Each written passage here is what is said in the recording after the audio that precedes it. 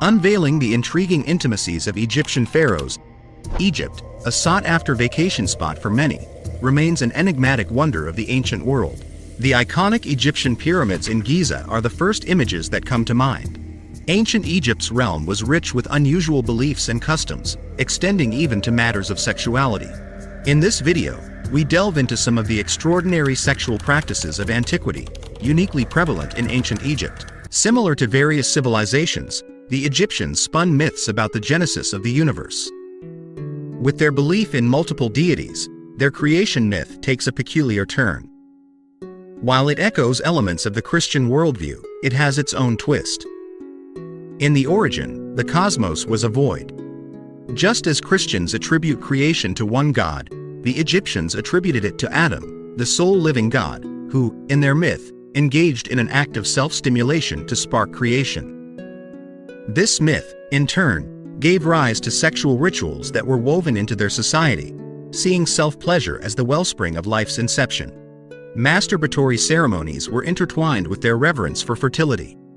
An intriguing example is the ceremonial act of masturbation into the Nile River, symbolizing life and fecundity. The Egyptian perspective on life was cyclical, much like the recurring inundations of the Nile that nurtured their lands. This term, inundation, carried dual significance for both the river's floods and the semen that initiated life. This circular view tied fertility and creation closely to the river's cycles. Another captivating tale stemming from the aforementioned myth is the saga of Seth and Horus. This story, rife with sexual elements, reflects the daily struggles Egyptians faced. The duo, vying for the throne, mirrors the ongoing disputes of life.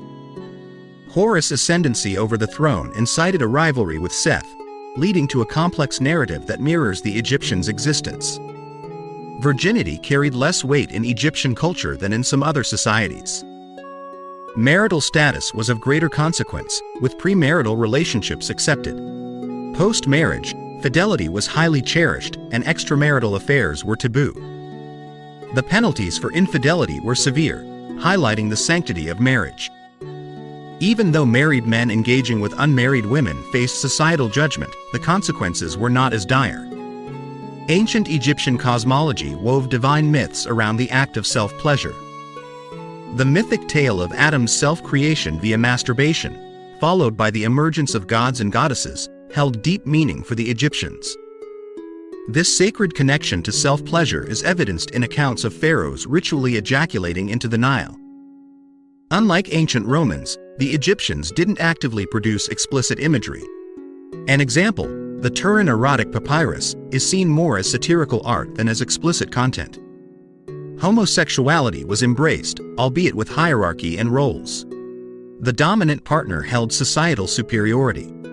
Seth and Horus' story portrays this dynamic, where Seth's dominance is challenged by Isis, leading to Horus' victory. Incestuous practices were common in the highest echelons of Egyptian society, with royal and priestly families often involved. While considered taboo, the privileged wielded influence to perpetuate these unions. Unfortunately, this led to health issues, yet it became a strategy for royal power consolidation. Necrophilia also emerged, driven by Egyptians' fixation on the afterlife. The ancient Egyptian society's intricate tapestry of sexual beliefs and practices serves as a captivating glimpse into a bygone era, offering insights into the complex intertwining of culture, ritual, and human nature. Within the realm of death, a tapestry of oddities unfolds. Ancient Egyptians, in particular, wove necrophilia into their cultural fabric. The writings of renowned Greek historian Herodotus shed light on this practice. He noted that some individuals delayed the release of the deceased, as embalmers, who participated in these rites, engaged in post-mortem sexual activities. Delaying embalming ensured that the body decayed, dissuading such acts. Herodotus delved extensively into this topic, emphasizing its prevalence in ancient Egypt. Necrophilia even found its place in myths. The story of Seth and Horus, revolving around the throne and sibling rivalry after Osiris' death, included Anubis engaging with Osiris' deceased form. Ra, synonymous with Adam, the deity responsible for world creation through masturbation, further embroiled necrophilia in divine tales. Horus, born from the union of Osiris and Isis posthumously, continued this pattern through his relations with Seth.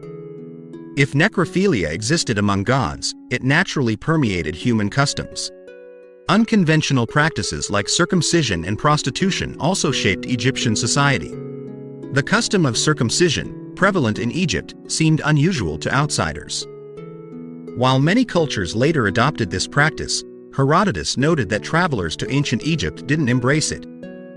Mass circumcisions were celebrated events, hosting over 120 participants and doubling as entertainment. In contrast to modern perceptions, ancient Egypt viewed prostitution favorably. Prostitutes enjoyed a higher social status, and their practices were aimed at pleasing deities. The profession was openly conducted, with distinctive makeup and tattoos setting prostitutes apart. Their activities were confined to specific spaces catering to clients, with prostitution considered a trade, albeit involving human exploitation by influential figures. Gender fluidity held significance, mirroring divine rebirth cycles. Egyptians believed in posthumous gender transformation, viewing it as essential for a prosperous afterlife. Women engaged in activities typically reserved for men, while goddesses sometimes featured male attributes.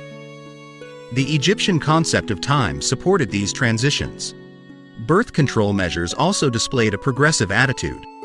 Egyptians used condoms made from sheep intestines for pregnancy prevention and to counter sexually transmitted infections. Acacia gum and even crocodile dung were used as contraceptives, revealing a sophisticated approach to family planning. Cleopatra's rumored vibrator made of bees exemplified inventive methods from ancient times. Bestiality, depicted in Egyptian hieroglyphics, was intertwined with divine imagery. The gods often took animal forms, linking humans and animals symbolically. The representations may have encoded human-human relations rather than actual bestiality,